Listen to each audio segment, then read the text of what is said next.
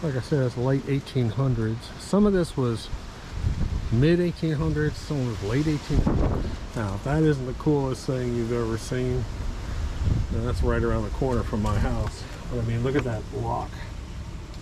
That is just so cool. Right, so it's windy, it's cold out today, and today we're going to be talking about two things that you need to do to your lawn while you're in your winter period. It's extremely important, so hold on one second.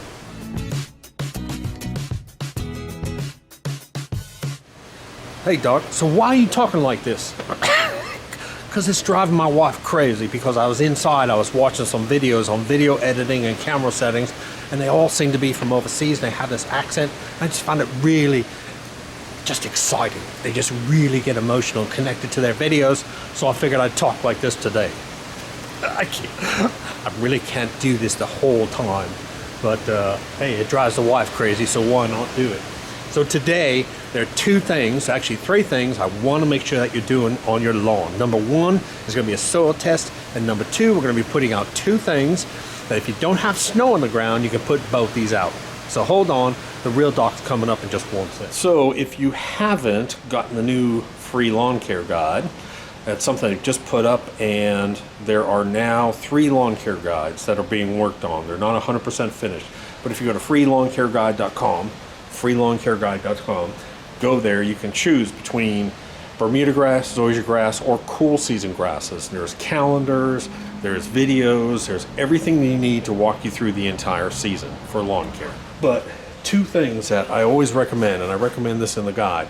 Number one, heavy pH adjustment. So I'm putting lime out on this lawn probably every 2 to 3 weeks.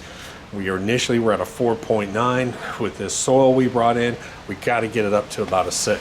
So we're going to do another heavy treatment. You want to do that in your off season. Carbon, we're going to be dumping down Humichar. Why are we dumping down Humichar this time? Because both of these products take a long time. We're not tilling these into the soil. You understand that? This stuff has to work down. It takes a long time for both the pH factor and for carbon to work down your soil. So dump this down as often as you want. There's nothing in here that's a nutrient that's going to change your soil. You're just going to benefit your soil by adding carbon. Especially down here on the coast, we pretty much have pure sand, and we've got to add carbon into that. If you have a coastal property, add carbon into that. The next thing I'm going to do, I'm going to go over across the street. I told my neighbor that I might have some, I've got a company that wants to send me some Bermuda seed, and I don't need it, so I may go ahead and seed his lawn in Bermuda this spring. Hit subscribe, you want to see that.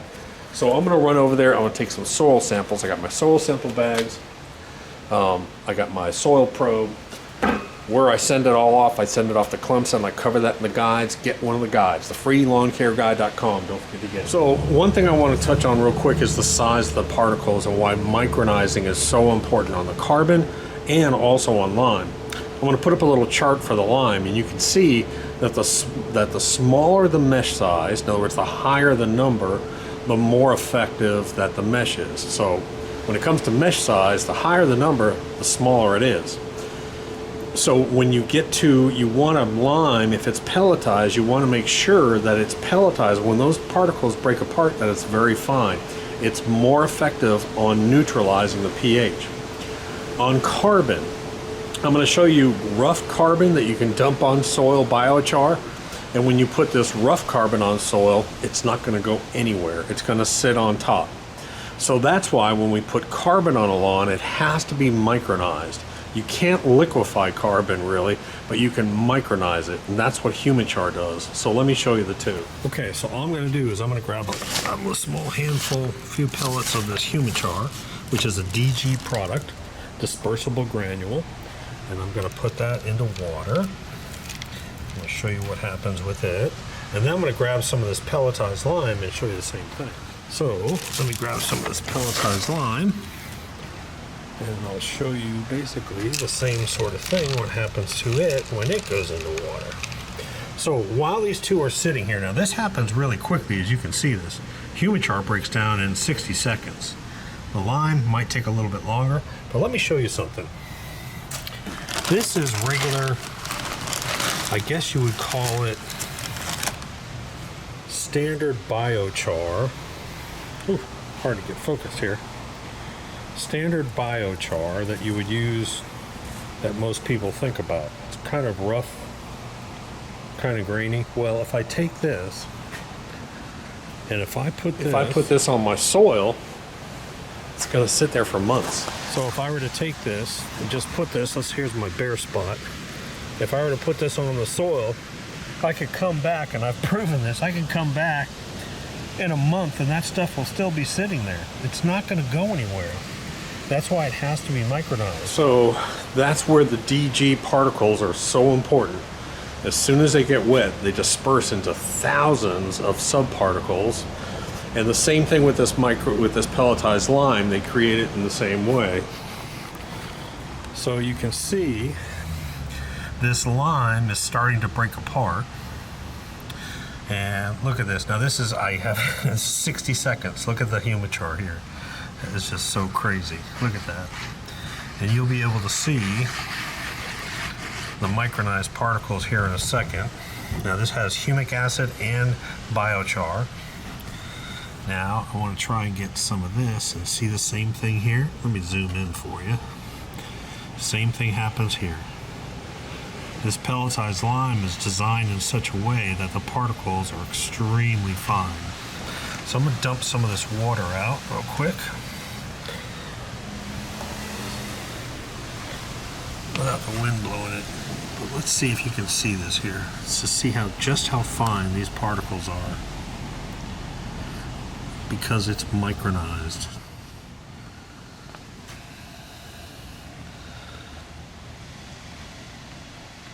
Pretty cool. Same thing with this lime. If I take a piece of this lime, the particles get all broken down and they're micronized. Real important. So I'm not gonna give you a full history lesson, but basically on this island in 1733, General Oglethorpe brought in settlers to try and establish and settle this island. They figured out that the soil, because it was all sand, was incapable of producing enough crops and conditions were miserable. So basically by the end of 1734, they said, F this. They said, no way, we're out of here. So that failed. But it's a good example, like the Amazon, where they actually use biochar and organic matter to actually make some of the world's richest soil. So I'm just going to walk you around, and I'm going to show you the soil, and I'll show you later on. I'll come back and I'll show you some of the old stuff from the Civil War around here. It's pretty cool. So I'm going to take you on a little history lesson to better understand some of this biochar stuff. But we live about 900 feet away from the ocean, and pretty much the soil is 100% sand. So what I'm going to do is I'm going to take you over to my neighbor's house, who's putting in a swimming pool, and actually show you the soil. I mean, right next to my house, you can see that this is all sand here. It's just all sand. So there is, behind these trees, there is actually a battery from the late 1800s. I don't think you can see it, but this battery from the post-Civil War. Actually, they had a lot during the Civil War. This is where they fired onto one of the forts from here. Let me see if I can show you. Without getting bitten by a snake. You can see that battery back in there. That's a solid brick wall. Solid stone wall from the 1800s. It's pretty cool. It runs all the way down here. But the historical house that's being restored by one of my neighbors was actually the rec center for the troops. And he's historically restored it down to their things, but they also put a swimming pool in, and I want to show you. They were digging 4 or 5, they were digging huge, all the way down to 10, 12 feet. And this is what you get right here. So this is the soil. Oyster shells and sand from as far down as you can dig. Not a great place to grow crops. So, just like they did in the Amazon, they learned that biochar and then adding organic matter along with that biochar actually produces really great growing soil. It's the richest soil in the world now down there.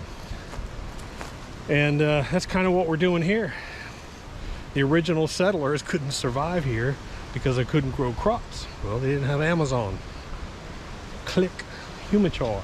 Humichar and organic matter. That's what we need to add to this to have a beautiful lawn down here.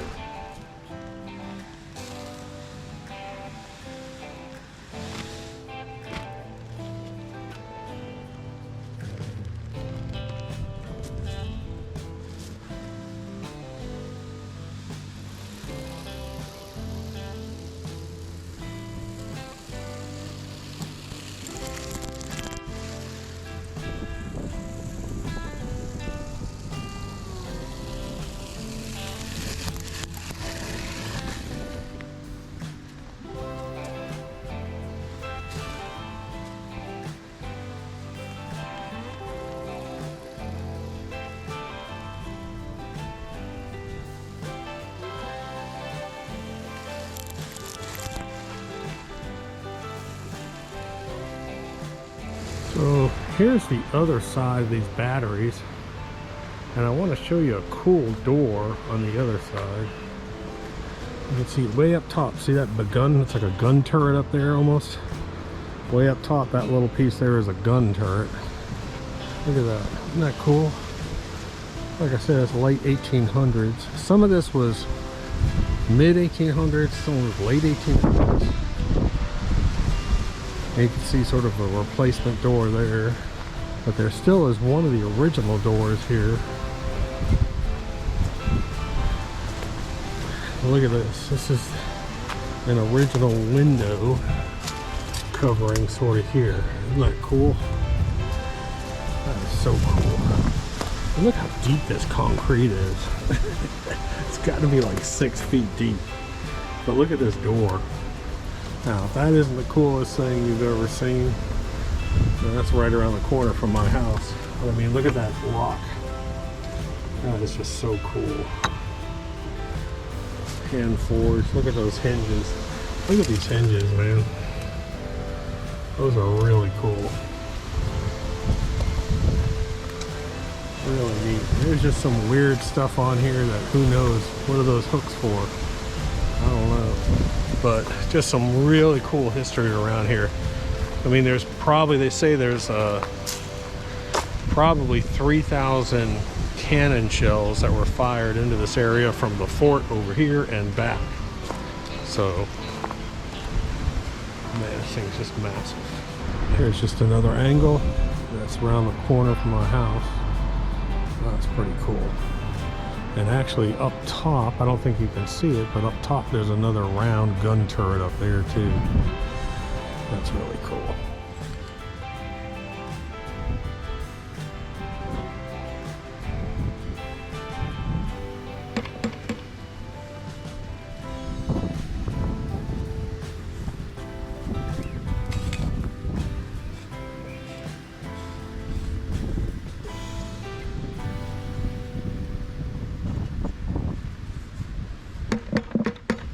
So I've got my soil in here, and I'm going to need probably about a cup of it.